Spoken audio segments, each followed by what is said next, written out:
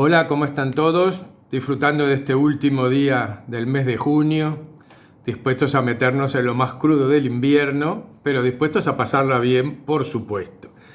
Hoy ya vamos a iniciar nuestro cuarto mes sin vernos presencialmente, con esta modalidad tan, para mí tan extraña, porque hablar como un chiflado frente a un teléfono es muy gracioso, ¿verdad? Los extraño tenerlos ahí delante para, para ver las caras, las expresiones, comentar con ustedes, pero bueno, ya llegará el momento.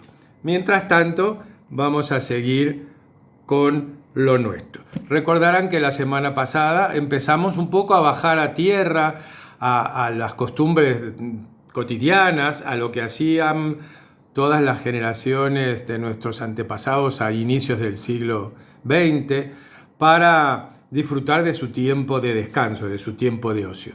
Y habíamos estado viendo, de la mano de algunos autores que trajimos a colación la semana anterior, algunas de estas actividades con las cuales se solazaban nuestros montevideanos de principios del siglo XX.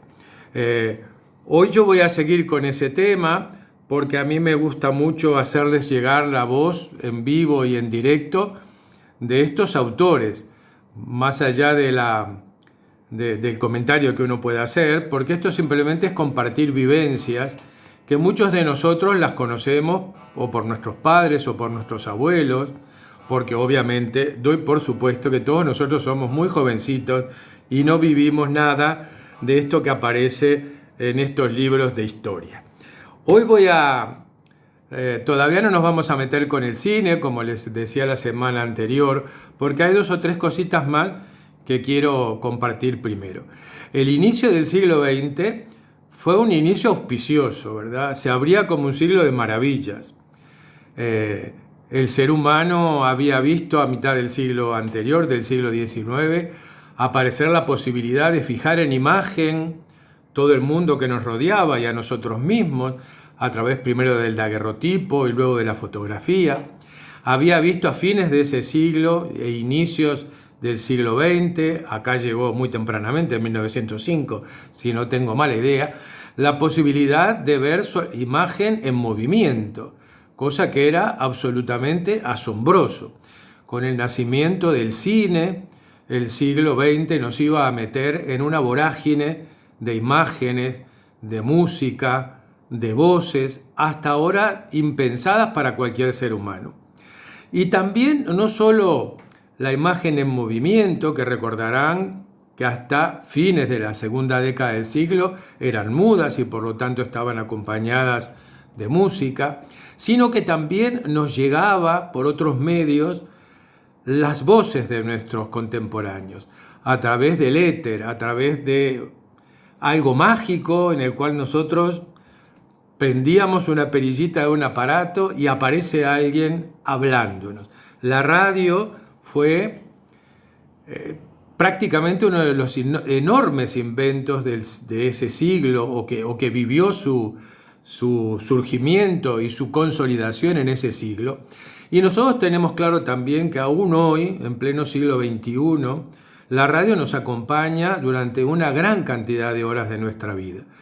Es un medio que desde que surgió, desde que apareció en el seno de lo humano, se ha convertido en un factor fundamental de comunicación, de información y todo lo demás. Hoy, en estas situaciones en que estamos todos todavía recluidos de alguna manera, es a través de la radio, yo diría mucho más que a través de la televisión, que nosotros contactamos con muchas cosas. Sobre todo contactamos con aquellas cosas que al escucharlas nos permiten reflexionarlas. Porque la imagen, recordarán que es tan trepidante y tan cambiante que a veces nos hace difícil reflexionar o pensar con un sentido crítico sobre lo que estamos viendo, cosa que no nos ocurre con la radio. También los contenidos de la radio suelen ser de una mayor hondura que los de la televisión, que están más para el entretenimiento. Pero bueno, este no es el tema de hoy. Simplemente yo lo que les quería decir es que si nosotros nos pusiéramos en la piel de una de nuestras abuelas o de nuestros padres o de algún pariente mayor que nosotros, nosotros deberíamos ver el asombro que debían sentir en esos inicios del 900, cuando la tranquila vida cotidiana, que solamente estaba surcada por el canto de los pájaros, la voz de la gente que estaba en nuestro entorno, los pocos ruidos de los carruajes que circulaban por las calles, ¿verdad? Poco a poco esa tranquilidad se rompía, esa especie de ruidos de cercanía dejaban paso a otros ruidos que provenían de muy lejos y que nos traían otros mundos que no podíamos ver, pero que estaban más allá incluso de nuestra comprensión. Y por lo tanto debe haber sido extraordinario haber vivido esas primeras décadas del siglo XX con todas estas cosas tan interesantes. Yo hoy quiero acercarles alguna otra pincelada de estas cosas contada por sus protagonistas.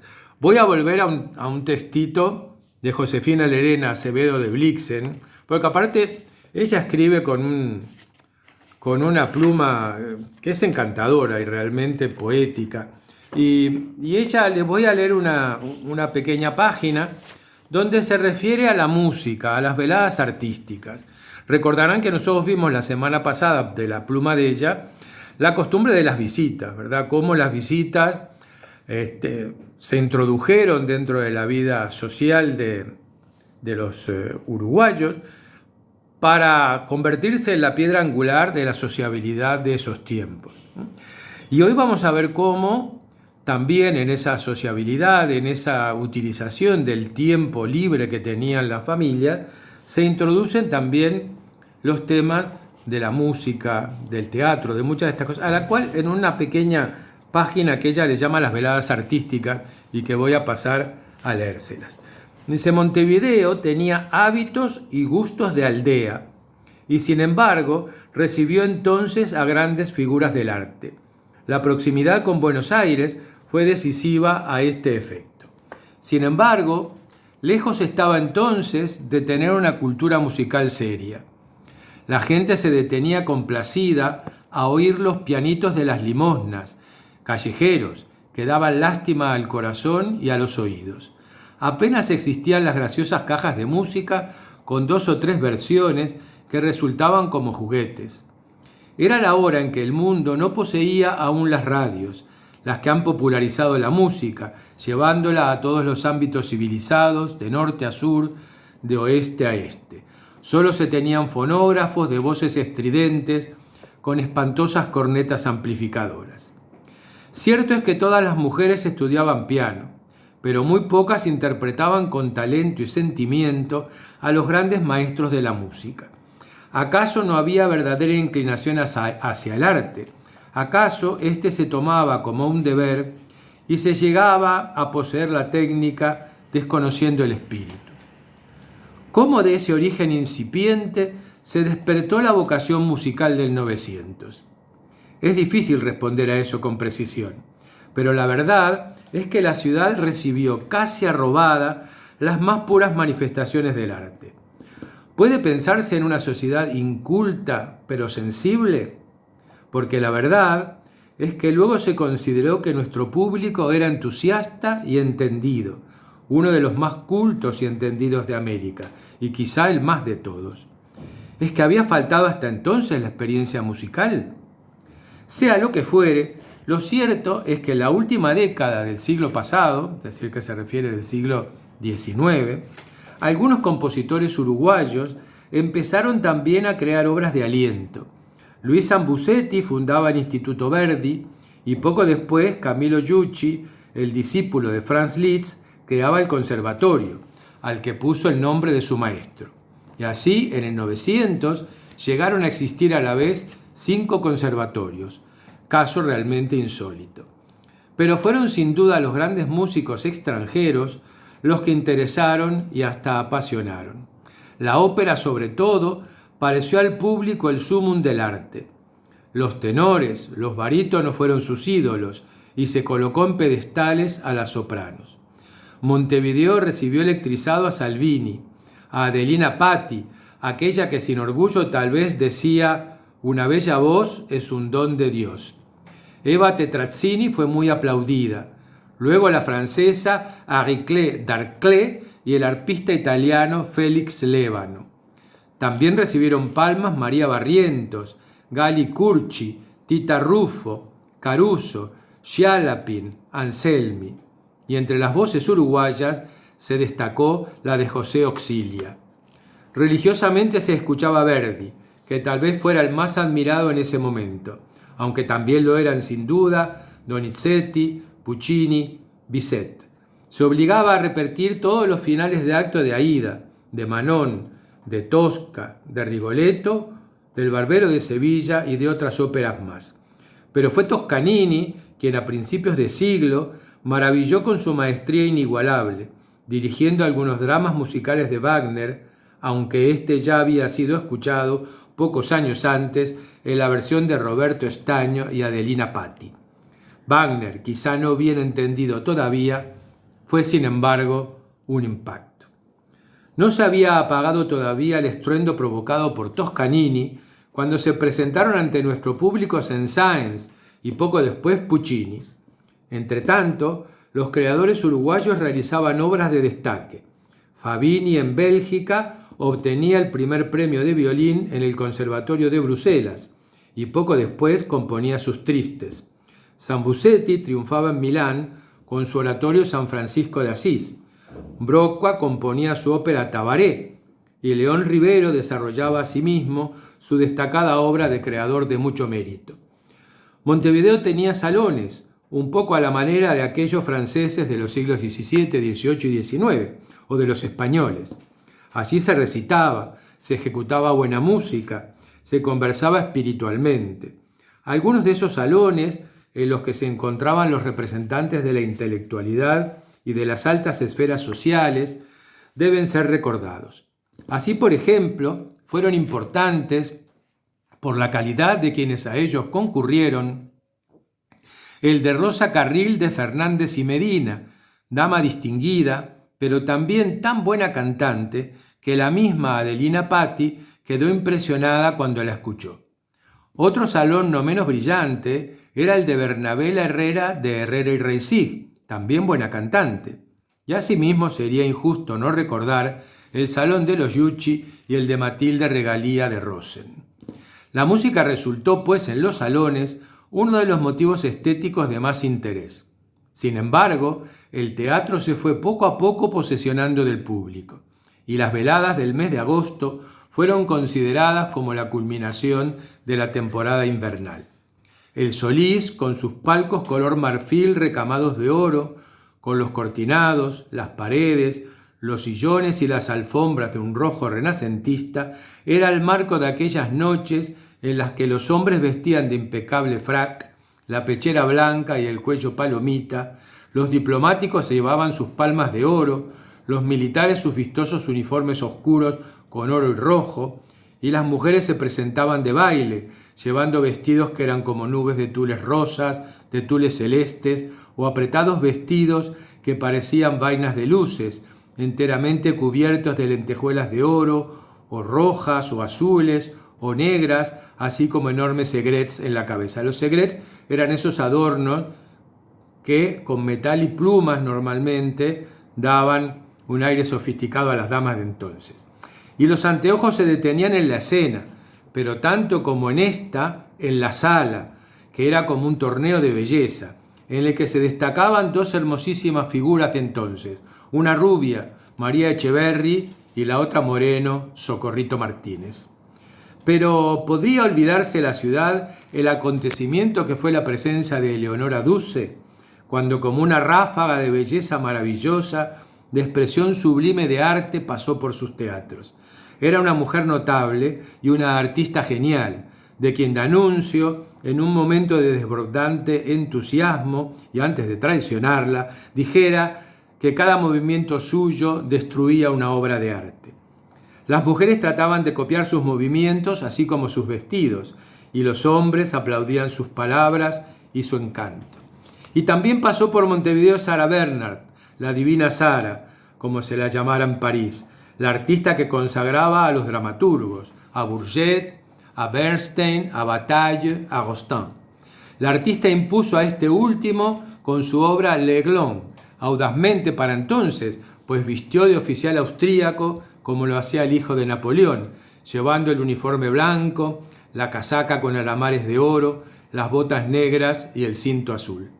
Y Montevideo quedó subyugado con su voz de terciopelo, su imperio, sus ojos y su fuerza insinuante. Y recibió y aplaudió también a Reggiane, a Coquelin, a Levargy, a Guitry, a Tina di Lorenzo, la bella italiana, a Brulé, a Brasseur, a Rosario Pino, a la comedia francesa, a Fernando Díaz de Mendoza, el noble español, y a María Guerrero, que con mucha dignidad artística representaba a Lope, a Calderón, a Tirso y a otros grandes valores del drama hispánico. Y los apáticos burgueses aplaudieron las representaciones del Casino de París. Y así un día llegó al Uruguay Nijinsky, el bailarín ruso nunca igualado, y otro día se presentó la Pavlova, la bailarina alada, y los bailes rusos se impusieron. Y en el Urquiza se presentaron Fregoli, el genial transformista, y Leo Fuller y la bella Otero, la que despertó tanto entusiasmo que los hombres subían a la escena misma para aplaudirla. Porque a veces la gente seguía aplaudiendo aun cuando las luces ya estaban apagadas. Los bravos en el paraíso eran ensordecedores y desde la cazuela se arrojaban flores al escenario. Pero creo que nunca alcanzó el entusiasmo una expresión más vehemente que la noche que Gene Heading terminó su representación. Interminables vivas se coreaban y los hombres, a la salida del teatro, la siguieron en manifestación. Y algunos, sacando los caballos de su coche, lo arrastraron ellos mismos, curiosamente convertidos en corceles de frac, mientras ella, acostumbrada a la admiración, no podía sin embargo contenerse. Lloraba emocionada, arrojando besos a la derecha, besos a la izquierda, que graciosamente parecían volar desde la punta de sus dedos. Esta es una preciosa página de Josefina que nos cuenta esas primeras encuentros embelesados del Montevideo del 900 con los grandes valores artísticos de la época. Yo recuerdo que mi abuelo trabajaba en una carbonería en el puerto, ¿verdad? O sea que era una persona que no sé si habría terminado la escuela. Él trabajaba en una empresa inglesa que surtía de carbón, recibía carbón y surtía de carbón a los barcos que estaban en el puerto. A él le pagaban en libras esterlinas de oro, porque las que él podía ahorrar, que eran pocas, las guardaba en una latita de té Mazahuate. Mi abuelo, que se llamaba Adolfo, me contaba que a él le gustaba mucho la ópera, como a toda la gente de su época, y que él iba al Solís, al Gallinero, obviamente, porque no le daba para pagarse otra localidad, y que él recordaba cuando había estado Caruso, que Caruso, cuando cantó en el Solís, quedó una cantidad de gente en la calle porque no habían podido ingresar al teatro porque no había localidades. Y que Caruso, cuando salió, se subió al techo de un coche y cantó a capela para todo el público. Y también me contaba mi abuelo que en una de las funciones de Caruso, yo no sé si en esa misma vez u otra vez que haya venido, Caruso se hizo un gallo en una de sus canciones y que todo el Solís lo abucheó abierto, ¿verdad? O sea que no solo nos embelezamos con Caruso, sino que también lo abucheamos abierto, claramente. Bueno, esas son lo que nos cuenta Josefina de ese Montevideo que se abría a los mundos de la música. Ahora vamos a parar aquí y vamos a retomar en otro videíto con otro tema que complementa esto.